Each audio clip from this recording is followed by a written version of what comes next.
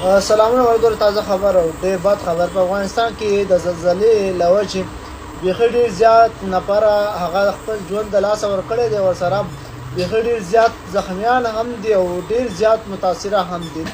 کورونه یې راغورځېدلي دي چې پکې ځینې زخمیان چې کوم دوای چې هغه پاکستان صوابۍ ته منتقل کړی شوي دي د جهاد په ذریعه باندې اول خو دې الله هغه کورنۍ ته صبر ورکړي چې کوم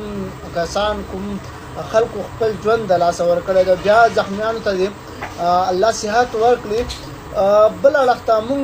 روان څو کلونو کې ګورو وایي چې افغانستان د ترقۍ په لورې روان دی او بار بار خلک دا وایي زه حیران یم چې په کومه ترقۍ په لور روان دی آیا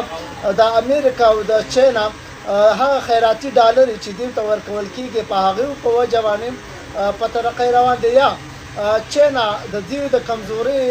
هغه پیدا اوچتوي او خپله مشینري راولي او د افغانستان له غرونو څخه سره زر او سپین زر په ارزانه بیه باندې چې کوم دی خپل وطنونو ته او خپل ملک ته وړي آیا دغه ترقي ده مونږ پښتانه بدبخته قام چې تل مو په دغه چې کوم جنګونه دي کوم بدامنۍ دي کوم عذابونه دي کوم چې څه هم دي په پښتون قام راځي او په پښتون قام کې شروع کېږي خو مونږ تاسو باید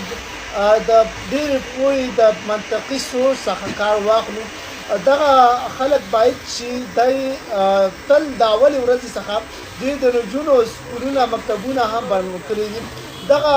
چې کوم تعلیم ته دیو چې کوم لیپ نه ورکوي کوم مطلب ټایم نه ورکوي باید دې ته ترقي او وده ورکړي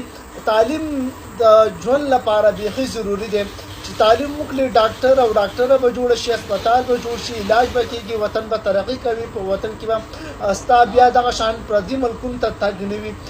دغه وجه ده چې دغه خلک بیا په دې قصو کې